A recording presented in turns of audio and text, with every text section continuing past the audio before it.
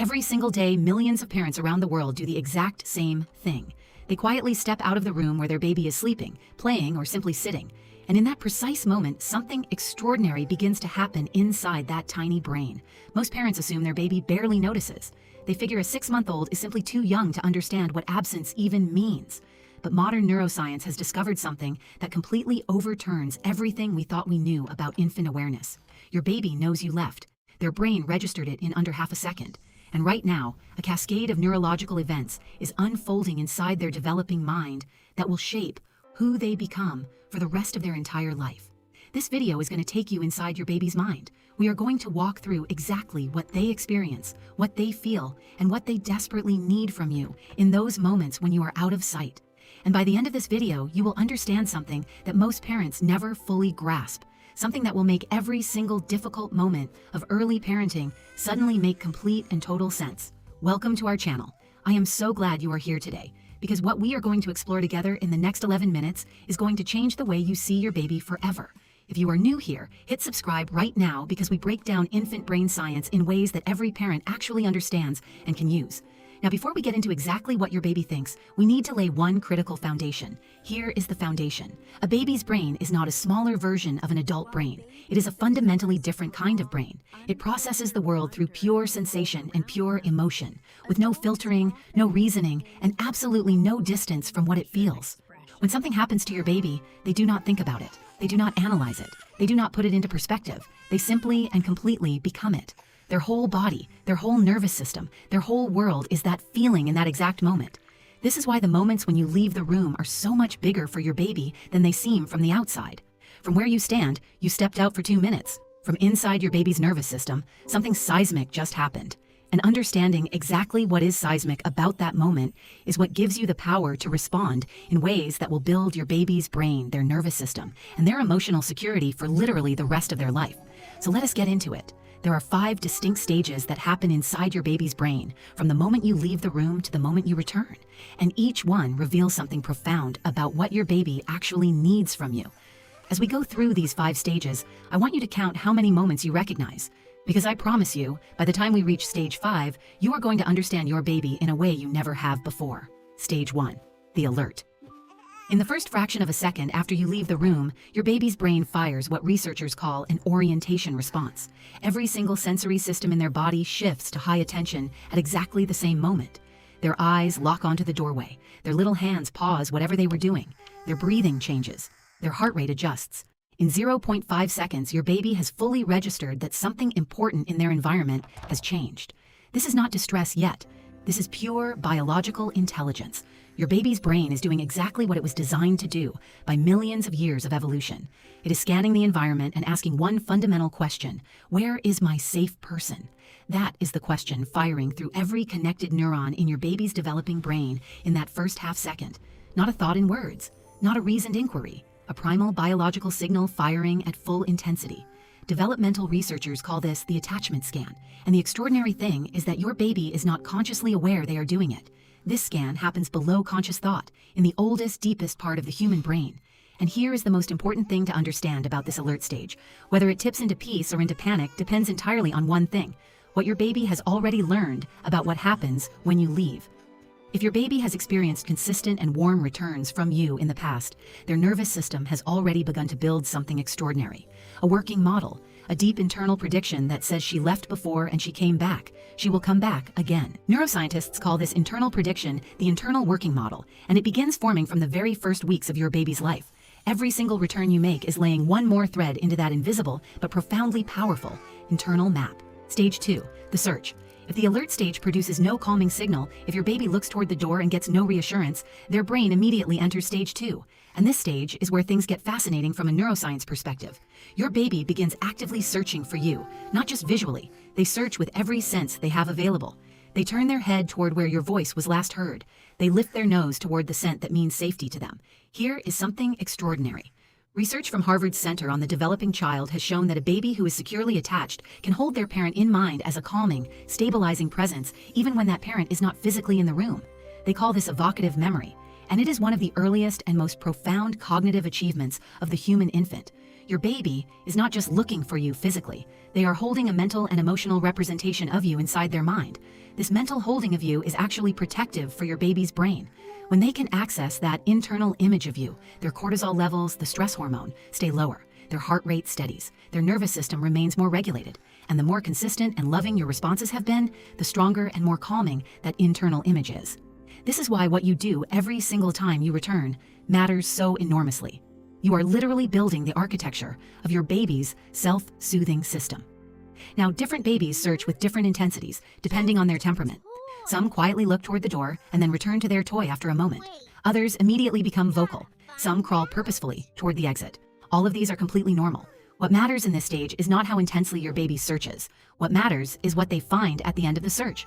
What matters is what happens in the first few seconds after you reappear. Because that moment is one of the most neurologically potent moments in early childhood. Stage 3, the distress window. This is the stage that most parents desperately want to understand, because this is where things can go from manageable to heartbreaking very quickly. And it is also the stage most misunderstood by parenting culture. When your baby enters the distress window, what is happening in their brain is not a temper tantrum. It is not manipulation. It is not a behavior problem. It is a survival signal firing from one of the most ancient parts of the human brain. Biologically, a baby separated from their caregiver is in a state that their ancient brain registers as potentially dangerous. Because for the vast majority of human evolutionary history, a baby alone actually was in danger. That alarm system is still fully wired and fully operational. When your baby cries because you left the room, they are not being unreasonable. Their nervous system is running its most primal and essential protective program, the program that kept human babies alive for hundreds of thousands of years. Here is what is happening in their body during this stage. Cortisol is rising, their heart rate increases, their breathing becomes faster and shallower. Their immune system is actually measurably suppressed by prolonged cortisol exposure. Their body is mobilizing for a perceived emergency. Now here is the part that will absolutely stop you in your tracks. Research shows that how long a baby stays in the distress window and how quickly they recover from it are both directly and powerfully shaped by the pattern of your responses over time. Babies whose caregivers respond consistently and warmly do not just feel better faster in the short term. They actually develop what neuroscientists call a shorter stress arc. Over time, their brain becomes physically more efficient at returning to calm. This is co-regulation becoming self-regulation. Let me say that one more time because it is so important. Every time you come back to your baby when they are distressed, you are not just comforting them in that moment. You are physically training their brain to regulate emotion more effectively for the rest of their life. This is one of the most powerful pieces of parenting science ever discovered. And it means that those times when you drop everything and go back because you hear your baby cry are not spoiling them. They are quite literally the opposite. They are strengthening them. Stage 4, the object permanence bridge. This is the stage that changes everything in the second half of the first year, and it is one of the most mind-bending cognitive leaps any human being ever takes. The stakes are much higher than most people realize. Object permanence is the understanding that things continue to exist even when you cannot see them. It seems obvious to you and me, but to a very young baby, when something disappears from sight, it does not still exist somewhere else. It simply ceases to be. It is gone from the universe. Now here is what this means for you. In the earliest months when you leave the room, from your baby's perspective, you have not just walked out of sight. You have, at some deep pre-rational level, temporarily ceased to exist in their world. And then, between approximately 6 and 12 months, something breathtaking happens. Your baby begins to build the object permanence bridge. They begin to hold the concept that you still exist somewhere, even when they cannot see you, hear you, smell you, or feel you. This bridge does not fully form overnight. It is built thread by thread, experience by experience, return by return. And during the months that it is being built, every single reunion you have with your baby is laying one more plank across that bridge. Researchers have found that when parents play simple peekaboo games or narrate their comings and goings with warm language, the object permanence bridge forms more robustly and more quickly. This is not just a fun baby game. It is one of the most important things you can do for your baby's developing mind. Narrating your departures also matters enormously. Even at 6 months, even before your baby fully understands words, hearing your calm, warm voice say, "I am just going to the kitchen and I will be right back," begins training the nervous system that departures are predictable and safe. And when you return, the way you return matters more than almost anything else in early childhood. Your baby's nervous system is reading every signal you bring back through that door. Your energy, your face, your voice, your touch. All of it is data their brain is processing and storing. If you return rushed, distracted, or stressed, their nervous system registers that energy. If you return with warmth, presence, and a gentle reconnection, that registers too. And over thousands of these micro-reunions, your baby's brain builds its fundamental prediction of what human relationships feel like. This is where the magic of secure attachment lives. Not in perfect parenting, not in never leaving the room, but in the pattern. The reliable, consistent, warm enough pattern of you leaving and you coming back. That pattern is everything. Stage 5, the reunion. And I have to be honest with you, this is the stage I am most excited to share, because what happens in your baby's brain and body during the reunion is one of the most profound and beautiful things I have ever learned about human development. The moment your baby sees your face after you have been away, a cascade of neurochemicals is released in their brain. Oxytocin, the bonding and connection hormone, floods their system. Cortisol, the stress hormone, drops. Their heart rate steadies. Their breathing deepens. And here's the part that will take your breath away. Neuroscientists studying the reunion moment using brain imaging technology have found that a securely attached baby's brain lights up in almost exactly the same regions as an adult's brain does when they are reunited with someone they deeply love. Your baby loves you with their whole brain, not a partial, undeveloped version of love. Their whole available brain is lighting up for you every single time you walk back through that door. Let that land in your heart for a moment. Now, I want to talk about something that happens in the reunion that most parents do not realize is happening. While your baby is showing you their joy and relief on the outside, their brain is also doing something quieter and more private on the inside. Their brain is filing this reunion, storing it, categorizing it. And the key data being stored is not just that you came back, it is how you came back. It is the quality of this reconnection that becomes the template for all future attachment experiences. When the reunion is warm, present, and connected, your baby files a memory that says relationships are safe. People who leave come back. I am worth returning to. These 3 beliefs laid down in the first year of life become the bedrock of emotional health. And conversely, when reunions are cold, delayed, or absent, the brain files a different template. One that says, connection is unreliable. People who matter cannot be counted on. I must manage my emotions alone. This template can persist into adulthood. Now here is where everything we have just covered becomes incredibly practical, because understanding these 5 stages is only valuable if it changes something about how you show up for your baby. So let me give you 5 specific things you can do starting today. Number 1, narrate your departures. Every time you leave the room, even if your baby is very young, speak to them. Tell them where you are going and that you are coming back. Mommy is just going to the kitchen. I will be right back. You are safe. I love you. Number 2, make reunions count. When you come back, give your baby your full presence for at least 30 seconds. Put the phone down. Get to their level. Make eye contact. Say hello as if you genuinely mean it because you do and they need to know that you do. Number 3, play disappearing games. Peekaboo is not just fun. It is one of the most neurologically rich games you can play with your baby. Every time you hide and reappear, you are demonstrating the fundamental truth that drives secure attachment. You come back. Number 4, trust the distress signal. When your baby cries because you left the room, try to resist the cultural pressure that says you are spoiling them or creating bad habits. You are not. You are responding to a biological survival signal with appropriate biological reassurance. Number 5, be consistent more than you are perfect. You do not need to respond instantaneously every single time. You do not need to never leave the room. What your baby's brain is building is a pattern recognition system. The pattern needs to be consistent and warm, not perfect. Good enough, warm and consistent beats, perfect every single time. Because the baby brain is not looking for perfection. It is looking for predictability. It is looking for the reliable signal that says, you are here, you care, and I can count on you. Now I want to zoom out because everything we have discussed today is not just about your baby's first year.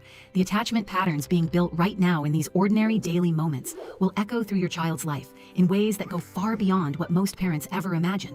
Children who develop secure attachment in infancy consistently show stronger emotional regulation skills throughout childhood. They handle frustration better. They recover from setbacks more quickly. They are better able to focus and learn in school settings. They also show measurably stronger social skills, more empathy toward peers, greater confidence in new situations, a willingness to explore the world from a secure emotional base because they know deep in their nervous system that home is safe and love is reliable. Research from longitudinal studies following children from infancy into adulthood has found that securely attached infants are more likely as adults to have stable relationships, higher self-esteem, better mental health outcomes, and greater overall life satisfaction. All of that begins right here, right now, in the nursery, in the ordinary daily rhythm of you leaving the room and coming back, in the 30 seconds of real eye contact when you return, in the peekaboo game that seems too simple to matter. None of it is too simple to matter. Before we wrap up today, I want to speak directly to every parent who has ever felt guilty for leaving the room, for stepping away for 5 minutes, for needing a shower or a cup of coffee or just 60 seconds of quiet by yourself. Please hear this. Your baby's brain was not designed to need you every second of every day. It was designed to need a consistent, responsive, warm enough presence, punctuated by manageable experiences of brief absence and reliable reunion. The absence itself, when held within a context of reliable love, is not harmful. Brief separations experienced in a secure relationship are actually part of what builds resilience. They teach your baby something irreplaceable. They teach him that he can hold on, and you will come back. That is not something you can teach with words. It is something that can only be built through experience, through the lived reality of you leaving and returning, through the accumulated evidence of 1,000 ordinary moments that together say, I will always come back for you. So the next time you step out of the nursery and hear your baby begin to fuss, I hope you hear something different than what you used to hear. I hope you hear a brain doing exactly what it was built to do, searching for its safe person and trusting that she will return. And I hope you walk back through that door a little more slowly sometimes, enough to really be there when you arrive, enough to meet their eyes and let them see that coming back to them is something you choose every single time, without hesitation. Because that moment of return, that exact second when your baby's eyes find your face after you have been away, is one of the most neurologically powerful moments in human development. And you are living it multiple times, every single ordinary day. I want to leave you with one final thought from one of the most respected attachment researchers of the 20th century. Dr. John Bowlby wrote that the propensity to make intimate emotional bonds to particular individuals is a basic component of human nature. What your baby is doing when they cry as you leave the room is honoring that basic component of human nature. They are loving you with everything they have, with the only tools their developing brain currently possesses, with their whole body and their whole nervous system. And every time you come back, you are honoring it right back. You are telling them in the only language their pre-verbal brain can fully receive, yes, I see you. Yes, I am here. Yes, you are worth coming back for. Yes, you are loved without condition or reservation. That truth lives in the ordinary, in the tired, in the imperfect, in the 10,000 unremarkable moments of a normal parenting day. And it is building something inside your baby that nothing and no one will ever be able to take away from them. It is building a brain that knows it is loved, a nervous system that knows it is safe, a self that knows it is worth being returned to. And that, more than any enrichment toy, more than any developmental program, more than anything else you will ever give them. If this video gave you something today, I would love to hear from you in the comments. Tell me which of the 5 stages surprised you the most. Or tell me about a moment with your baby that looks completely different to you now than it did before you pressed play. And if you know another parent who is struggling to understand their baby's behavior, please share this video with them. Because every parent deserves to know what is really happening inside their baby's mind. And every baby deserves a parent who understands them. See you next week.